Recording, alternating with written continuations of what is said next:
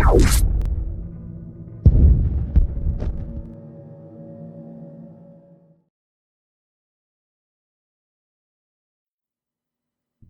number SCP-3152. Object Class Safe. Special Containment Procedures. SCP-3152 is placed with the instances of SCP-3152-1-1 through SCP-3152-1-4 in a standard containment locker at Site-19. The isolation of SCP-3152 from sources of mail is adequate containment to ensure its effects do not spread. Description: SCP-3152 is a small white envelope containing a letter signed by an Abigail. No anomalous effects appear until contact with other postage occurs. When SCP-3152 comes into contact with a sealed envelope, the contents inside are changed to a letter similar to the original. These instances are classified as SCP-3152-1. SCP-3152-1 instances act as an extension of the subject matter detailed in SCP-3152. The leading theory is that SCP-3152 infects letters around it with the thoughts that Abigail was thinking at the time of writing. The first instance of SCP-3152-1 was brought to the Foundation's attention when Dr. had brought a letter to the attention of his colleagues. When asked if he had ever been to Connecticut, Dr. couldn't remember ever visiting there. A quick investigation had discovered 3 more instances of SCP-3152-1 by cross-referencing delivery routes for mail sent by Abigail. These were swiftly obtained by Foundation personnel, and the recipients were administered a Class A amnestic. This investigation led to the acquisition of SCP-3152, which was found unsent in a post office near Abigail's address in Connecticut. Since the acquisition of SCP-3152, Abigail has been located as well. Abigail had passed away a week after SCP-3152 was entered into circulation. She is not believed to have had anomalous properties before her passing.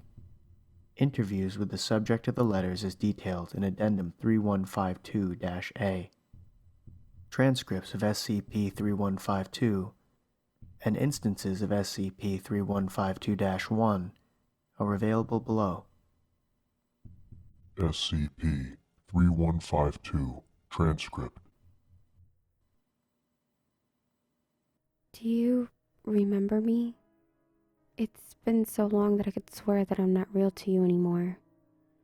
When you left me alone, all I could think about was what I had done to deserve this silence. I wasn't the best. I wasn't the one you deserved. But I wasn't the one you should have hated either. Or, I should say, I don't want you to hate me. I want to forget what happened. To forget the weeks before. To forget the days I didn't see it. To forget that morning that I wouldn't leave you alone. And to forget that night you left. I want to forget, and maybe that would bring you back. I want to make it disappear. I'm suffocating on the memories. I want to burn them away and never hear your voice telling me you don't want to, that you can't see me anymore. I still love you. I still think about the summers when you were around. Just me and you without the pain and the discomfort. I want to know what I have to do, what I can do to make you love me again. I've tried before. I've tried to tell you how I feel. I've lost the words by now. This is all I can write. Jumbled up thoughts tightening and balling up in my throat. I didn't mean for any of this to happen. You don't have to believe me. But I didn't know it at the time. I was dumb. I was a dumb kid and you were the world to me. If I knew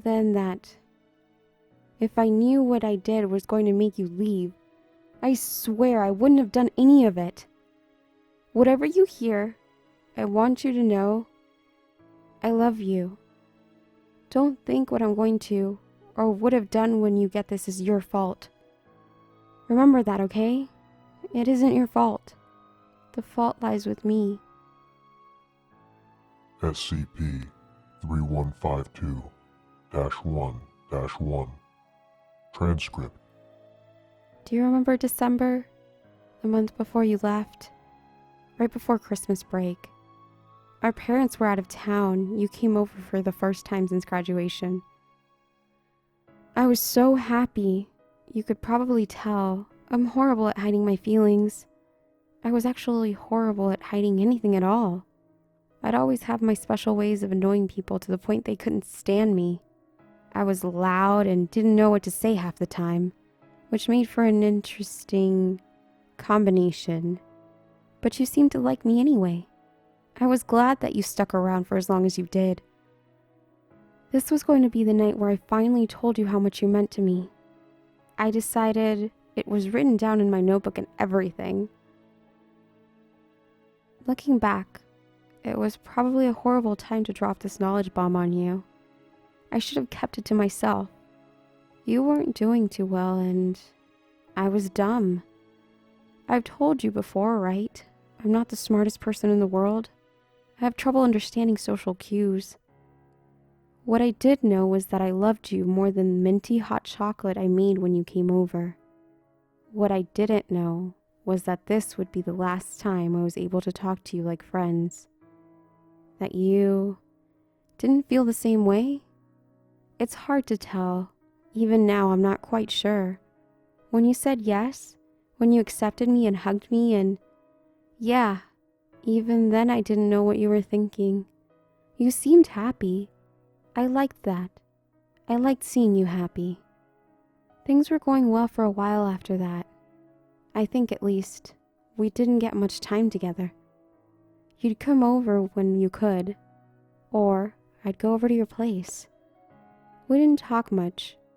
Maybe that was the problem. I'm not sure. And no, I don't blame you for anything. What's happening? It's not your fault, okay? SCP-3152-1-2. Transcript. It was... hey, you remember, right? The final week we were together before you left? We visited that stream behind your house. The ice was so beautiful, shimmering so beautiful that I felt my heart in my throat. Sitting on these giant rocks right beside each other, I'm sure, 100% sure, that I had the stupidest smile on my face when you held my hand. I was so happy I couldn't shut up. If I had stopped talking, would you have... Anyway, when I looked over at you and saw you crying, I didn't know what I was supposed to do. I didn't know what I did. I didn't pay attention to you. You pulled away from my hand. I said I was sorry, but you didn't say anything. I still remember you walking away from me. I should have paid more attention then. I was so scared that I tried to run after you. I've never heard you raise your voice before then. I was so shocked I couldn't bring myself to move. You just kept walking and I was frozen in place. I was so happy before. I don't know what I was feeling right then, but it was like the scenery around me didn't exist. Everything went white around you as you disappeared. Would I ever know what I did?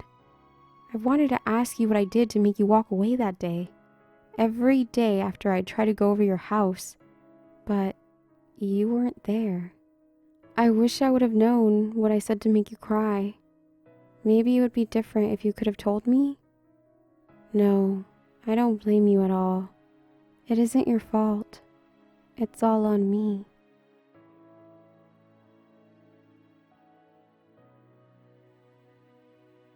SCP-3152-1-3. Transcript. I try to remember what I was thinking that morning, every day since then. I can't shake it from my head. What I could have done to have you disappear, to leave me to drown without you. Do you remember? You hadn't left your house in days. I walked up to your door for the final time. You were home. I tried to smile, but the act of curving my lips curled my stomach into itself. Your eyes were dark. Your face was pale. You looked like you hadn't slept in days. Did what I do hurt you so deeply that you had to look at me with those eyes? They pierced me so deep, I could feel you ripping into my soul. You moved out of the doorway like you wanted me to enter. You sighed when I walked past you and were silent on the way to your room. Your parents weren't home. It was a mess. I remember the smell of the kitchen lingering in my nostrils as you shut the door to your room. I sat on your bed, looking at you, just standing there. You sat down next to me with your eyes stuck, focusing on your feet. Why couldn't you look at me then? I know I asked, a lot, but I still want to know. Feeling your hand on mine, this time didn't feel as good as the first time. It stung when your fingers connected with mine. I didn't know what I did to hurt you. I asked you what was wrong. You tried to answer. Was the cracking in your voice the sign I should have left? I'm not sure. I'm not good with people. I know something hurt you. I know it was probably me. I've annoyed so many people, I wouldn't be surprised. You sighed. You sighed so hard I thought you were going to pass out. Your words are scratched into my brain, clawed in deeper than I thought possible. I'm sorry, you said silently, so silently I barely heard it. This was a bad time. You were crying again. I tried to put my hand to your cheek, but your tears were so hot. I could feel your sadness burning in my skin. I made a mistake. Was this about me? Was I a mistake to you? I wouldn't get an answer to that. You left your own room as quickly as those words left your lips. I walked home crying, but I don't blame you for making me cry. I made you upset first. It wasn't your fault. It was mine.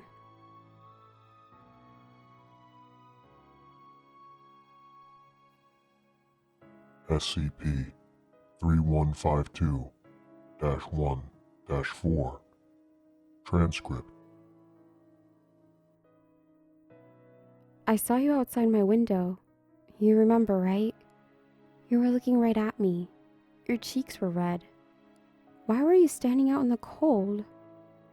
When I opened the front door and you refused to come in, I knew something was wrong. I looked at you for so long. That silence was crushing. You held my face. I almost jumped. I wasn't expecting it. I wasn't ready for what you were going to say. I knew what was coming. I knew what was coming, but it still hit me like a train. That you couldn't see me again. That this was the last time I would ever see you. We both cried for so long I could feel the tears on my cheek freezing. You looked me in the eyes and told me the sweetest lie I've ever heard. It's not your fault. But I knew better. I tried to hug you. I didn't want to let you go. You cried so loud I think you woke the neighbors. I'm sorry, it's not your fault, okay? You screamed as you walked away from me. That was the last time I saw you. As soon as I went back inside, I missed you. For weeks after, I missed you. I still miss you. I loved you so much. Whatever I did to cause you to leave me, I want to know. I want to know why your final words were such a sweet lie. Did you know they would haunt my dreams? Did you know those words would make me agonize over every dumb thing I had done? I deserve it. I know. It was my fault. I know it was. I don't blame you. I blame myself.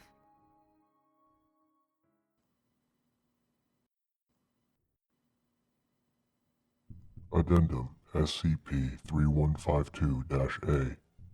Interview log. The would-be recipient of SCP-3152 was located shortly after its acquisition. The recipient has been identified as Ellie. She was brought in under the guise of a police inquiry for questioning about Abigail.